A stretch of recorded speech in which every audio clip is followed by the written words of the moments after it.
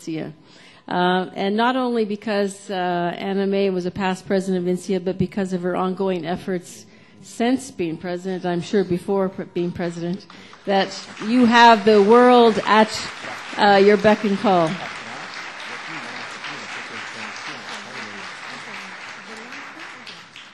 INSEA's been in good hands. Yes. So let me just tell you a bit more about what's been happening with INSEA as well as with the WAAE. So as I'd mentioned to you in my opening remarks, we had some very exciting things happen in the last few years, and especially as a result of the Lisbon Regional INSEA Conference that Teresa Essa actually organized, if Teresa's here right now. And at that particular event, it was very interesting when the Art, Music, and Drama Associations got together because they were looking at the roadmap that UNESCO had written during their decade of really promoting arts education worldwide. And it was as a result of reading that roadmap, and I'm hoping you actually get a chance sometime to look at that roadmap. It's actually on the UNESCO website. It's also connected to the INSEA website. And that document was an effort to try and encourage the UNESCO commissioners in every nation around the world to really take arts education seriously, to advocate strongly for it at the national and regional levels, and if at all possible, make it really viable in places where perhaps it hadn't even existed before, and where it has existed to make it even stronger. So when we looked at that roadmap, we found some gaps that we weren't comfortable with. In fact, arts educators, not just artists working in education, seemed to be something that really wasn't given the strength that we wanted it to have. And as a result of that, the three groups got together, the Art, Music, and Drama Education Associations, and really promoted us as a unified solidarity group that wanted to promote arts education within the roadmap. And it was very interesting because we did that, because we actually formed a partnership and had that kind of power of all of these groups behind us. We were actually able to have a strong voice with UNESCO, and we're able to have an influence on the revision of that roadmap. Now, as a result of that particular occasion in 2006 and the creation of that group, what's happened is, as I mentioned earlier, we've had annual summits. Hong Kong, Taipei, this year in Newcastle, and just recently in Bogota, where we've had a regional that's been dedicated to Latin America and Caribbean. We've been able to actually try to focus a bit more on what it is that group wants to achieve worldwide. And over those summits, and unfortunately I haven't been at all of them, I'm sure there are people in the audience who've been at some of them, there's been a focus on three things. The first one is on networking. The second is on advocacy. What's happening?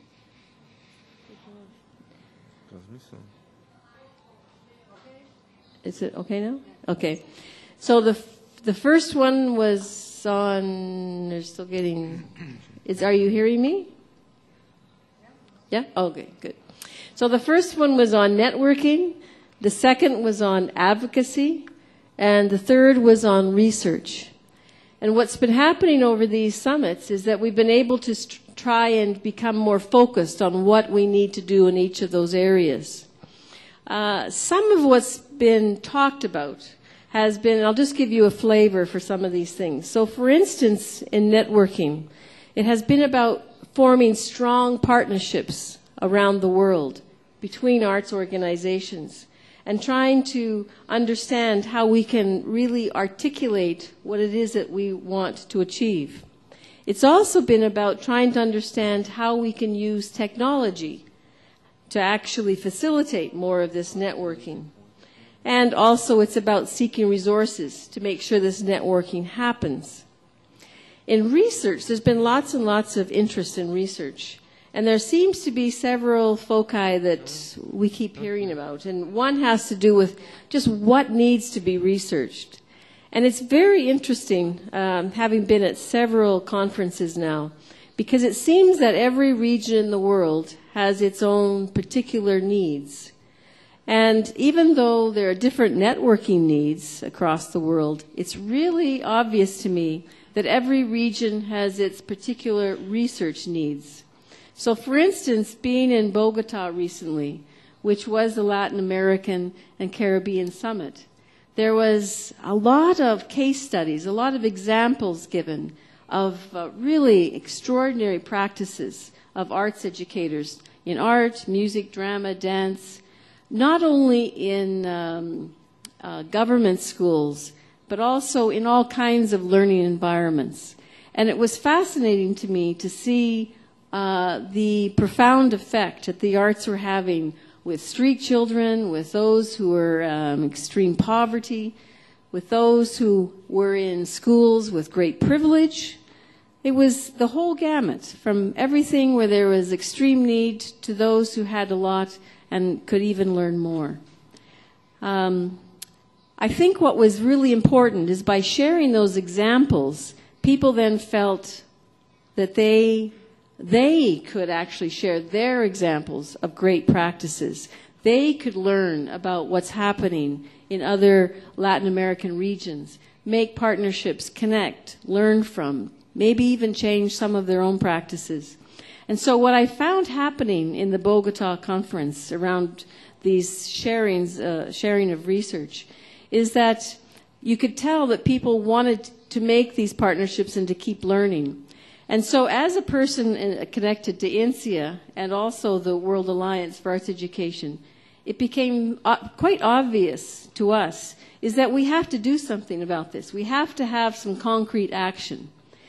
One thing that I think that INSEA is going to try and do is to find a way on our website to portray some of these projects.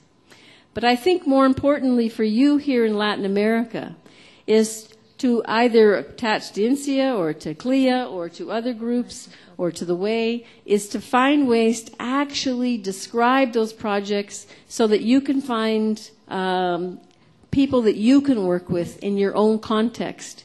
Because my sense is that in each region of the world, it's a bit different.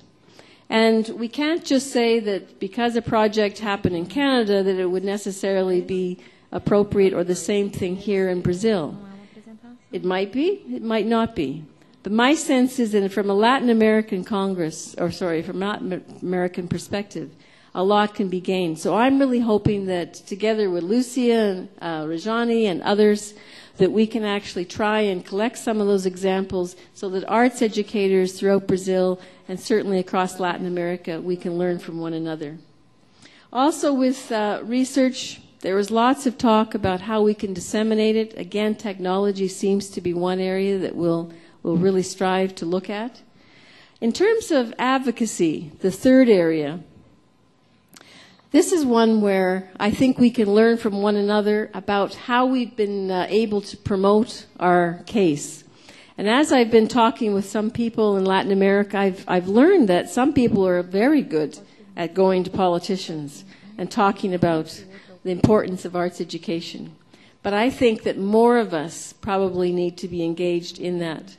And so I'm hoping that the leadership of CLEA as well as INSEA, that more of that can happen, whether it's through UNESCO or whether it's through the network here within Brazil.